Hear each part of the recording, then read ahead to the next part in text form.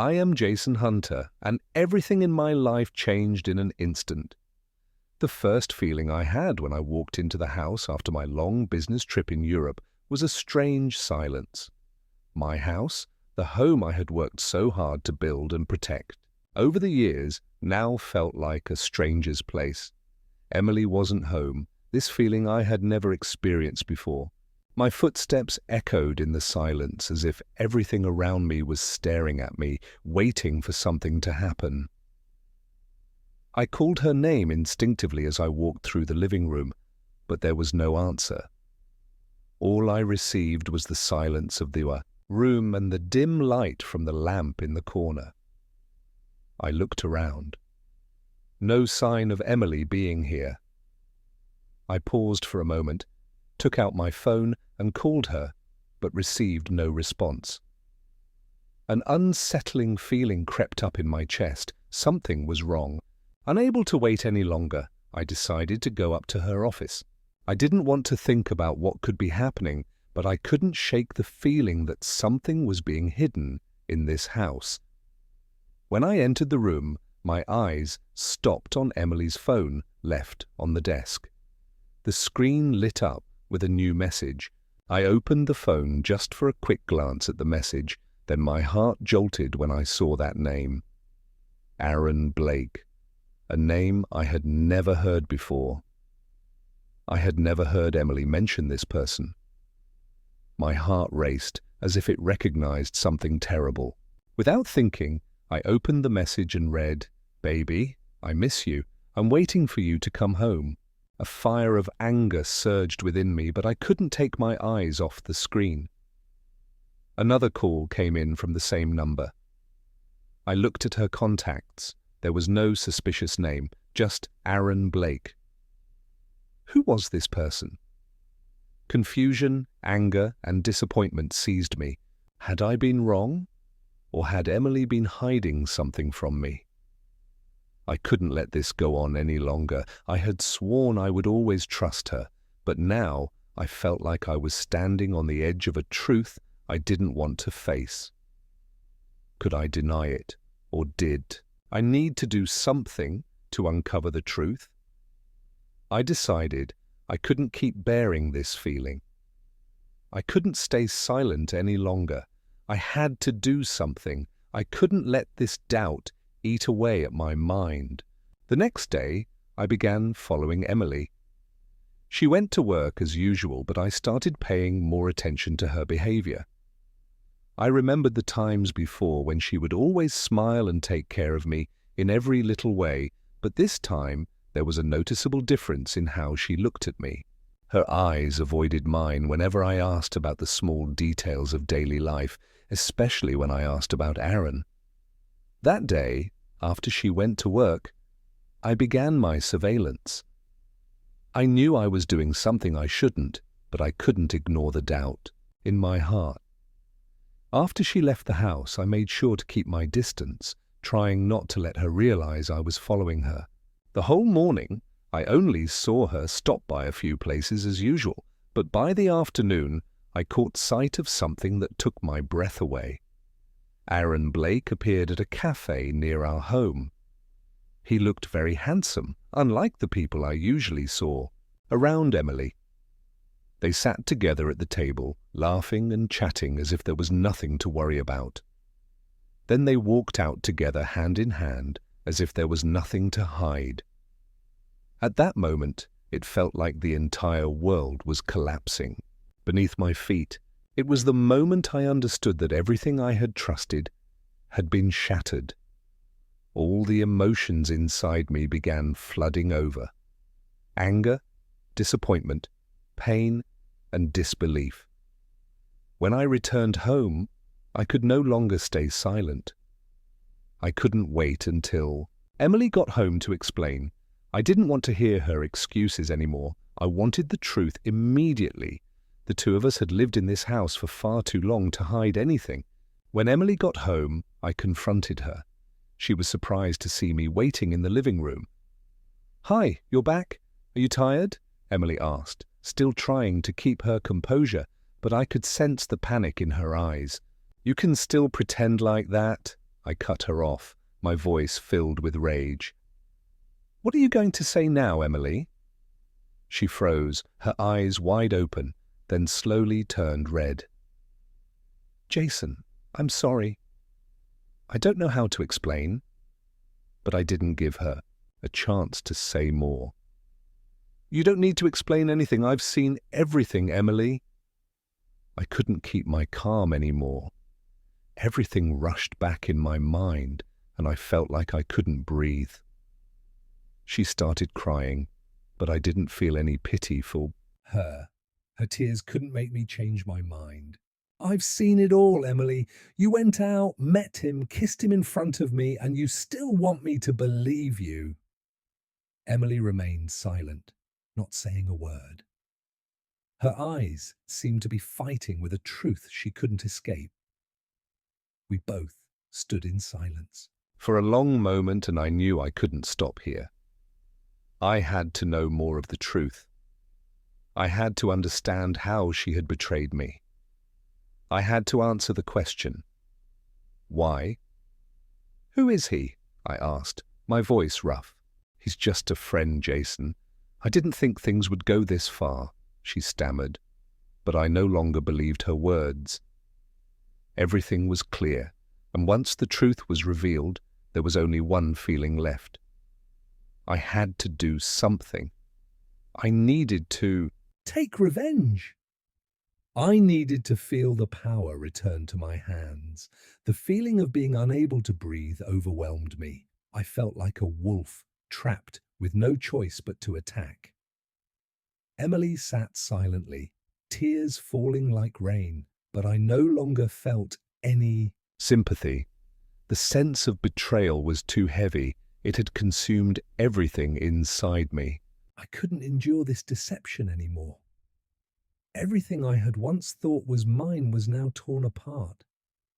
I felt like a man left alone in the storm, unable to find a way out, but I couldn't just keep suffering like this. "Jason, I'm sorry. You can't imagine how much I've hurt you. You're the only one I love," Emily whispered, but her voice no longer had the power to convince. I listened to those words, but all I felt was emptiness, as if those words no longer meant anything. She could apologize 1,000 times, but that wouldn't change the truth. I turned away, not wanting to look at her anymore. Every time I looked into Emily's eyes, it felt like a knife cutting through my heart. She hadn't just betrayed me, she had destroyed everything I had built. She had done something too big, too painful, and now I had only one thought: revenge. As soon as Emily turned away to wipe her tears, I took out my phone and called Peter Howard. Peter was an old friend of mine, someone who had helped me a lot in my career. But not only that, he also had connections in the business world that weren't entirely above board. Peter was someone who knew how to solve complex problems without always following the rules. I knew that if I wanted to make Aaron and Emily pay, Peter would be the only one who could help me. When the phone rang, I didn't let Peter speak much. "Peter, I need you to help me take revenge," I said immediately, my voice cold. He didn't ask many questions, just said briefly, "Go ahead, I'll take care of it." The next day, everything started moving quickly. Peter had contacted a few of his friends, people I didn't want to know too much about, but I knew they could make things change in an instant. Aaron would have to pay for what he had done. It was a perfect, calculated plan. I didn't want simple revenge. No, I wanted him to lose everything: his job, his money, and of course his reputation. I wanted him to be torn apart the way I had been. I didn't need to kill him, but I wanted his life to never continue as it had before. A few days later, I received a notification from Peter that the plan was starting to show results. Aaron was in deep trouble at work, and the deals he had signed were slowly falling apart. His whole family was getting caught up in scandals I never could have imagined. Peter had created a network of information and underground connections that made everything irreversible.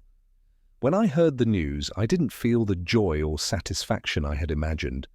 On the contrary, an emptiness began to overtake me. What had I done? I was destroying someone else's life just because of the betrayal I had endured. This made me feel more tortured than ever. That evening, as I sat alone in my office, a strange feeling washed over me. I thought back to the earlier years when Emily and I were in love, when we were partners, full of affection. We had gone through so many trials together, shared so many joys and sorrows, yet now all that was left was hatred and pain. I realized something: no matter what I did, I couldn't get back what I had lost. I couldn't change the past, and I couldn't let revenge take over my life forever. I needed to stop. The next day, when I met Peter to discuss the next steps, I made my decision. Stop it, I told him, my voice firm. Peter looked at me with surprise, but he didn't say anything. Surely he thought I had changed my mind out of weakness, but the truth was I couldn't live in this anger anymore. Let him face the consequences of what he's done, but I don't need to be the one to destroy his life completely. When I returned home, this time alone, I no longer felt anger. I knew that no matter how painful it was, continuing to hate would give me nothing but emptiness. Although Emily had hurt me, I couldn't live in the shadow of revenge. When I walked into the bedroom, Emily was waiting for me. She was still tearful, but I no longer felt pity. I didn't want to argue anymore. I didn't want to hear any more apologies. I've made my decision, I said softly. We can't continue like this. I can't live with this anger, but I also can't live with the person who betrayed me. Emily looked at me, her eyes seeming to want to say something, but she remained silent. I knew that both of us were standing at a crossroads where everything would change forever. Though I had decided to let go of revenge, deep down I knew I still couldn't escape that pain. The days after I said goodbye to Emily, I continued to live in sadness and torment. I no longer saw her as a wife, but as a traitor. But what truly hurt me wasn't her betrayal. It was the feeling that I couldn't control my own life. I had once prided myself on my career, my family, but now I saw everything slipping out of my grasp. That feeling of loss was something that couldn't be erased. A month later, everything seemed to settle down. I continued working, although I no longer felt the joy I once did. The company was still thriving, but I couldn't focus on my work as I used to. Every decision, every step I took in the company carried with it a gloom I couldn't shake off. I couldn't find happiness and success anymore. Everything felt dull. Then one evening, while I was in my office, I received a strange call. At first, I considered not answering since it was from an unknown number, but the name Aaron Blake appeared in my mind. I knew I couldn't avoid it forever. I answered the call. "Jason, this is Aaron." His voice was cold, but I could sense the tension in it. "I need to talk to you." I didn't say anything, just listened. Unconsciously, I felt a wave of anger rise within me, but then I took a deep breath, trying to stay calm. "What do you want?" To say, I spoke coldly, though inside my heart was aching. "I know what you can do to save your career, but you have to listen to me," Aaron continued, his voice deeper, as if he was hiding something I couldn't predict. "Don't joke with me, Aaron." I was tense, knowing this call wasn't a coincidence. "I don't have anything left to say to you, but you're standing on the edge. What happens to your company will affect everything, not just me." "Don't you think so?" Aaron said, and I could feel the worry in his voice.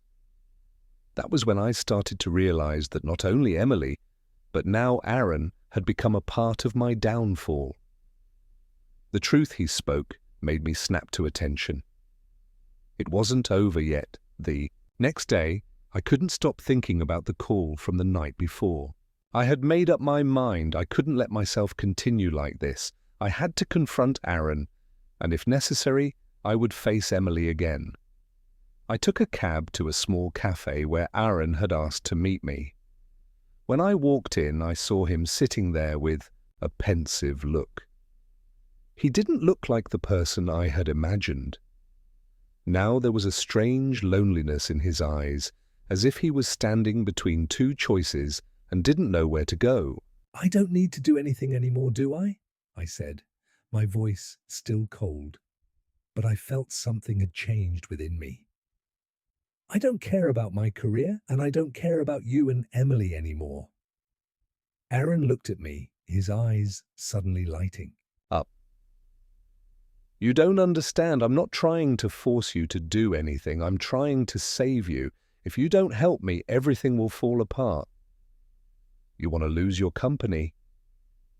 I sat down across from him, feeling my heart pounding. Are you threatening me? I asked. But I knew his words weren't threats. They were the truth. No, Jason, I'm warning you. If you don't act now, everything will collapse, and then you'll have nothing. Your whole family will fall apart, and your company will collapse. His words hit me like a slap in the face.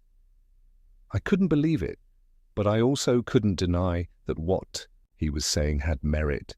I couldn't let everything I had built be destroyed just because of one mistake. That evening when I returned home, I couldn't focus on anything. The thoughts of what Aaron had just said kept haunting me inside, and regret began to overpower each other.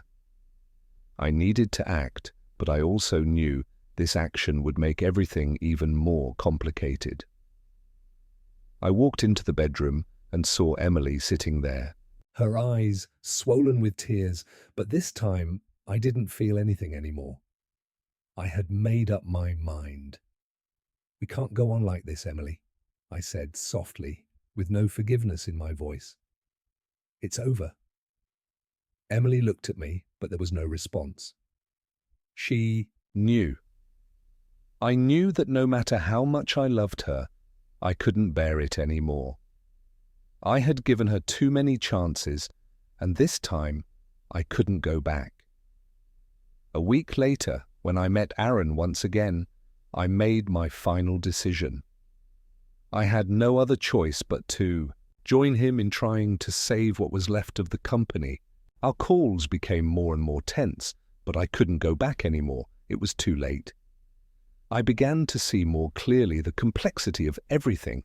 Revenge couldn't erase the pain, and forgiveness couldn't heal such deep wounds. I didn't know what I was doing, but I knew I had to act before everything collapsed entirely. And one thing I was sure of, no one could save me from myself.